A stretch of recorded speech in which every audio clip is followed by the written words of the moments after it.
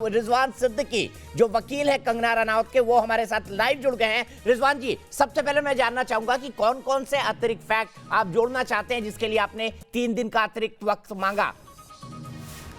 सुभाष बात करिए। रिजवान दीपक जी मेरे साथ रिजवान सिद्दीकी है। मैं उनसे बात कर लेता हूं। रिजवान जी, हमें बताइए कि जो कोर्ट में आपने जो दलीलें पेश की वो क्या था और बीएमसी ने अपनी क्या दलील पेश की?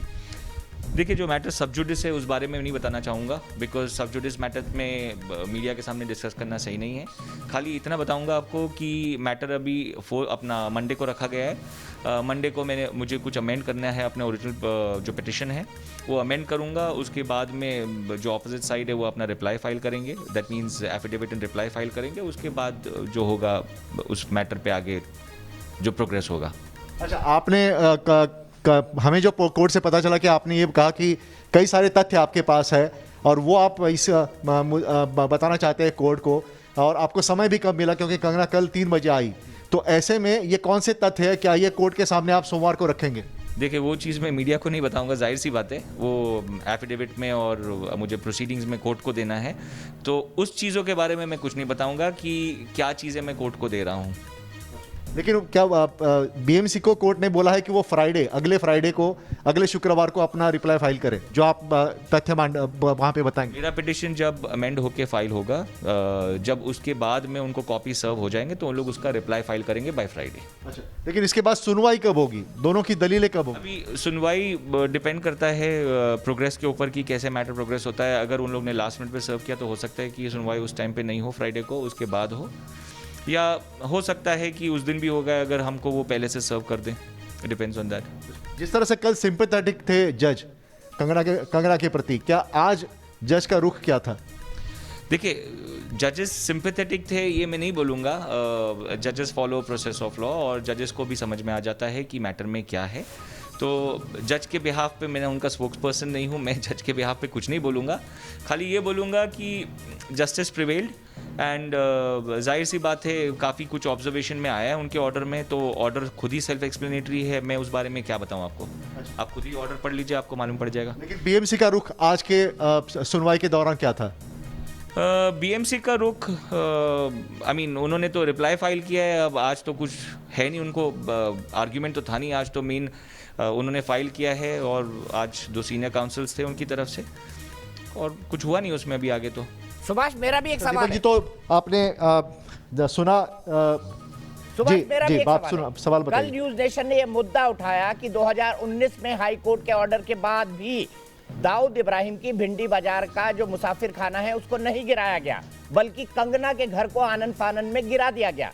ये बदले की कार्रवाई लगती है। क्या दाऊद इब्राहिम का एग्जाम्पल देना चाहेंगे? महाडा वहां पर कहती है कि भाई हमारे पास, बीएमसी और महाडा दोनों कोर्ट में 2020 में कहती हैं कि भाई हमारे पास तो वर्कर्स ही नहीं है कोरोना के चलते, हम गिराएं कैसे? तो क्या इस दोहरे रवैये को रिजवान सिद्दीकी उजागर करना चाहेंगे? दाऊद के लिए प्रश्रय और कंगना के घर तोड़फोड़। देखिए, दीपक चौरसिया पूछ रहे कि कंगना रनौत, इनका जो कार्यालय है वो महज 24 घंटे की नोटिस में तोड़ा गया, लेकिन जो हाजी इस्माइल मुसाफिर खाना जो दाऊद का जहाँ पे लास्ट पता था, वो कोर्ट ने कहने के बावजूद भी नहीं तोड़ा गया। क्या ये दोगलापन आप मानते हैं इसको? देखिए, पॉलिटिकल क्वेश्चंस में मैं नहीं घुसना चाहूँगा, या ये कंट्रोवर्शियल क्वेश्चंस में नहीं घुसना चाहूँगा। मैं खाली मेरे क्लाइंट के राइट्स प्रोटेक्ट करना चाहता हूँ। मैं लॉ पॉइंट पे बात करूँगा। मेरे क्लाइंट के साथ अन्याय हुआ है, जाहिर सी बात है कि पोजीशन मिसयूज़ हुआ था, अब्यूज़ हुआ था। आप ऑर्डर में भी आपने देखा है, और उसी पॉइंट्स पे, उसी मुद्दों पे मैं लड़ूंगा जज में, जो अपना कोर्ट में, and I am confident that justice will prevail, जैसे मैं आपको बताया पहले भी। लेकिन क्या आप मानते हैं कि जो हाई कोर्ट का जो ऑर्डर है वो उसका पालन होना चाहिए था किसी भी केस में, जिस केस में हम बात कर रहे हैं उसी भी केस में पालन होना चाहिए था? देखिए, सुप्रीम कोर्ट के भी ऑर्डर्स है इस चीज़ को लेके कि कौन सा प्रोसीजर फॉलो होना चाहिए म्यूनिसिपल का, और किस तरीके से उनको अपनी ड्यूटीज़ निभानी चाहिए। अगर उनको कोई ऑर्डर भी फॉलो करना है, मतलब कोई प्रोसीजर ऑफ लॉ भी फॉलो करना है म्यूनिसिपल डिपार्टमेंट के अथॉरिटीज़ को, तो किस तरीके से किया जाना चाहिए वो भी दिया गया है। लाइमोले का गाइडलाइंस डिवीजन बेंच है सुप्रीम कोर्ट का, सुप्रीम कोर्ट ने बताया है। और काफ़ी कुछ निकलेगा, आप देखेंगे जब आगे बढ़ेगा केस। सुभाष, मेरा एक छोटा सा आखिरी सवाल उम्मीद जता रहे रिजवान सिद्दीकी आखिरी काफी सवाल कुछ है निकलेगा छोटा सा दीपक जी। कि रिजवान सिद्दीकी के मुताबिक बीएमसी ने किन किन रूल्स का वायलेशन किया है? कल कंगना के घर पे जो बदले की कार्रवाई हुई उसमें किन किन रूल का वायलेशन किया है बीएमसी ने रिजवान सिद्दीकी के मुताबिक कंगना के ऊपर कार्रवाई में? एक दीपक जी पूछ रहे हैं कि किन किन नियमों का उल्लंघन मुंबई म्युनिसिपल कॉर्पोरेशन ने कल कंगना रनौत इनके कार्यालय को तोड़ते वक्त किया है। देखिए, अगर आप मुझे पूरा केस के डिटेल्स पूछ रहे हैं तो वो मैं नहीं दूंगा आपको, कौन से प्रोविजंस और क्या। मैं एक सिंपल मैं आपको बताता हूँ। सुप्रीम कोर्ट का जजमेंट है डिवीजन बेंच का, और उसमें क्लियरली लिखा हुआ है कि बॉम्बे म्युनिसिपल कॉर्पोरेशन का ही केस है। उसमें बताया गया था कि 24 घंटे के जो नोटिस पे आप आते हो तोड़ने के लिए, ये नहीं होना चाहिए, वो क्लियरली लिखा हुआ है उसमें। तो उसी बेस पे अपना केस आधारित है। और दूसरा चीज़ जो फॉल्सिटीज़ पे उन्होंने फाइल किया था, जो ऑफकोर्स कोर्ट में है, तो अभी मैटर सब जुडिस है, मैं उस बारे में भी नहीं बताऊंगा, बट मैंने कोर्ट में ये पक्ष रखा है कि जो नोटिस जो हमको इशू किया गया था, स्टॉप वर्क नोटिस, वहाँ पे कोई काम ही नहीं हो रहा था और हमारा घर का काम ख़त्म हुए काफ़ी अरसा हो गया था, वो भी चीज़ है। अब ये सब चीज़ें आएंगी कोर्ट के सामने और उसके बाद में देखेंगे आगे कैसे होगी कार्रवाई। But I am quite confident कि justice will prevail, I keep repeating that.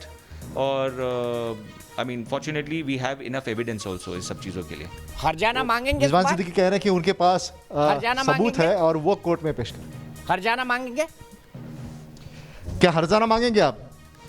देखिए, काफ़ी कुछ चीज़ें होंगी, खाली हरजाना नहीं होगा, बट उसके साथ में क्रिमिनल प्रोसीडिंग्स भी होगी, क्योंकि अगर एक government servant procedure of law नहीं फॉलो करता है तो उसके अगेंस्ट में कानूनी कार्रवाई कर सकता हूँ, even under the criminal law. तो सेक्शन 166 है, वो सेक्शंस आपको मैं बता सकता हूँ। By a public I mean punishment for a public servant who is not following a procedure of law. उसके अलावा क्रिमिनल ट्रेसपास का भी केस बनता है, बिकॉज वो लोग ने दादागिरी और गुंडागर्दी करके घर में घुसे थे मेरे क्लाइंट के गैरहाजिरी में, धमका के, और भी बहुत सारे फॉल्सिटीज़ हैं जो आपको दिखेंगे एक एक करके बाहर निकलने वाली हैं। मनीष मल्होत्रा, इनको 7 दिन की मोहलत दे दी गई और आपके क्लाइंट को सिर्फ 24 घंटे की मोहलत पे तोड़ दिया गया, इसके बारे में क्या कहें? देखिए, मैं किसी और के बारे में नहीं बोलूँगा क्योंकि सही नहीं है किसी और के बारे में बोलने का। मैं खाली अपने क्लाइंट के बारे में बोलूँगा। उन्होंने अगर मेरे क्लाइंट को 10:35 को नोटिस चिपकाया तो 10 बजे से इतनी पुलिस क्यों तैनात थी, इतने म्यूनिसिपल वाले क्यों तैनात थे, बुलडोज़र सब रेडी क्यों था?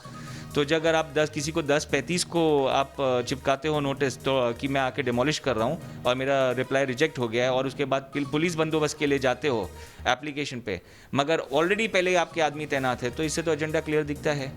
और आपने पर्सनल आइटम तोड़ दिया, जो चीज़ें खसकाई जा सकती थी, एक्सपेंसिव फर्नीचर था, एक्सपेंसिव आर्टिफैक्ट्स थे, उनकी लाइट्स थी, सोफ़ा था, चेयर था, ये सब चीज़ें कैसे तोड़ सकती है कोई म्यूनिसिपल? क्या पानी भी तोड़ा है? वो भी डालो। पानी भी तोड़ा है, पानी भी तोड़ा है। उनका पानी और उनका लाइट भी काट दिया गया है।